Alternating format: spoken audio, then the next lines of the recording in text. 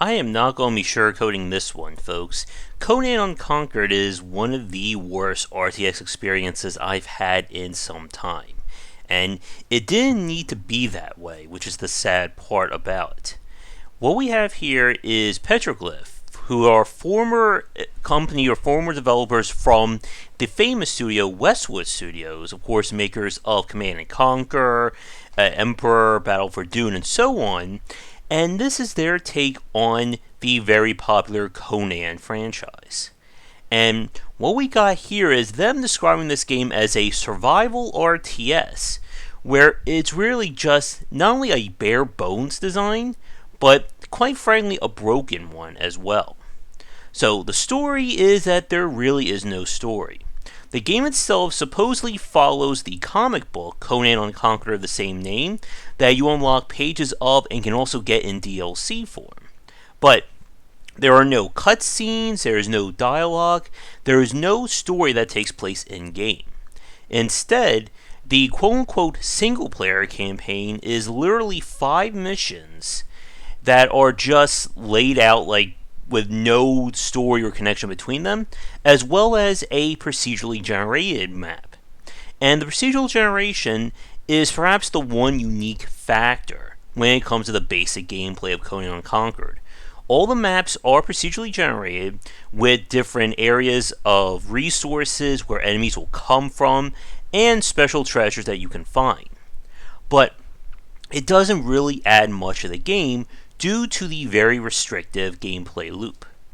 So, if you've played the game They Are Billions, then this should look very familiar to you. You have your resources set up around food, stone, lumber, cattle, and then other elements. Every time the bar, the circular timer fills up in the bottom right hand corner, you'll earn resources. And your ultimate goal is that you must survive every wave of enemies. Most of the time, you'll know what enemies are coming and from what direction. And it's up to you to set up your defenses accordingly. And again, this is very much like They Are Billions. But there are several big problems with the design that keep it from being enjoyable. The first is just how much of a resource drain your units and structures are. Everything will take usually between 1 and 3 resources to be constructed. You'll also have to manage food and command by building structures as well. And similar to They Are Billions, the game goes for this kind of borrow from Peter to pay Paul kind of mentality. So if I want to build more hovels, which will allow me to build more units, I'll need wood. But in order to get to build the wood structures, I'll need gold. And the gold comes from the hovels. And you can run into the situation where you are in such a deficit of resources that you can't properly keep things going. Now, adding to that is the quite just frankly horrible RTS play. What you're seeing right now in terms of footage, this is not slowed down. This is the normal game speed for Conan Unconquered. And this plays slower than RTSs at least 15 to 20 years ago. Not only that, but the graphics and character models are also very poor. I remember games like Age of Empires 3 looking so much better than this. And it just is a shock with just how low quality the game is. In terms of the RTS combat, we're back to the standard rock, paper, scissors. Melee beats cavalry, cavalry beats range, range beats, I believe, melee, although I may be confusing those around. And then there are demons and monsters that kind of throw things for a wrinkle. But for the most part, you are always going to be outnumbered. Now, one thing that you've probably noticed, at least from the footage, that there's 2 color bases right on the screen, and that's because the game is built around co-op play, specifically 2 players against the AI. Now, the problem though is that both players share not only the same resources, but the same drain as well. So, for instance, if I'm trying to get more wood for my base, and my friend has built more structures that have drained that out, I may not be able to continue upgrading for my specific track. And the whole point of the design is set up so that both players will go up the different tech trees. There are 4 guilds that represent various tech improvements. I think it's engineers, scholar, and unfortunately I didn't get far enough to see the other 2. And due to the amount of cost for everything to be built, I just don't see there being any way for one person to build everything on a single map. And everything about this game just feels very slow and ponderous. I can't think of any other adjectives to think of here in terms of how things play out. Even when you actually get into combat and you are assaulted from all ends, it's just so slow and unenjoyable to watch. Again, the entire game feels like it's caught at half or even 3/4 slower speed. But no, this is how the game is supposed to be played. This also has the reaction or the effect of causing it very hard for you to pivot during combat. Because of how slow your units are, if let's say the enemy sneak through a hole in the wall or they get in from an angle that you're not seeing, it's going to take your units at least 10 to 20 seconds to get from one part of your base to the other, let alone from one map or one piece of the map to the next. This is not a game like StarCraft, where it's built on heavy micromanagement or about map control. Because it is all survival based, you are basically going to pick a spot on the map, mostly the middle of the screen, and then stake your claim. Because if you try to move and set up a base somewhere else, due to how quickly the waves end, or they start from one to the next, you're not going to have the time to build up, let alone gather the resources that you need.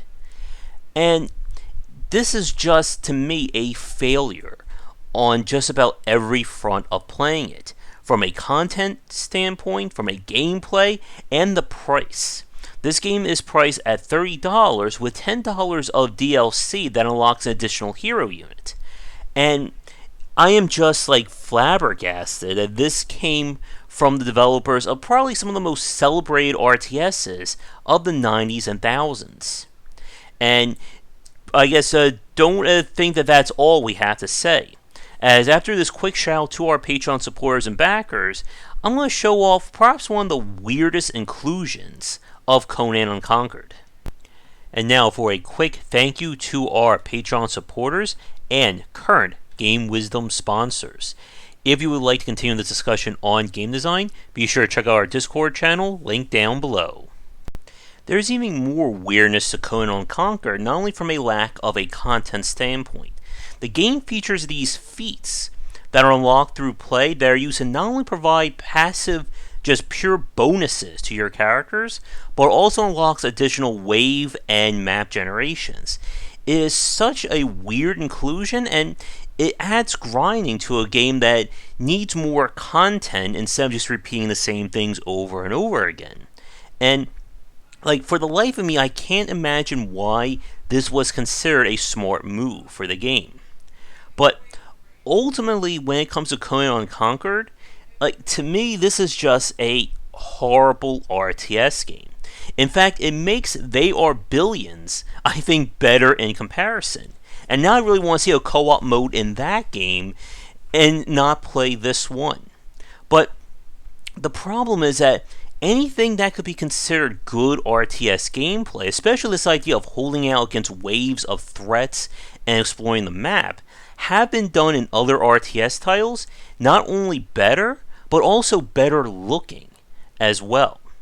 And the game pretty much will force you to rely on your hero units who will just wreck and deck everything that gets in your way, and the base building just feels, lacking in all aspects. And I'm sure there are people out there who are going to enjoy Conan Unconquered as a great game for friends if you just want to play something and have nothing else to do. But for me, this is just a horrible experience. And both myself and Mojo, when we played this game, neither one of us was having any enjoyment.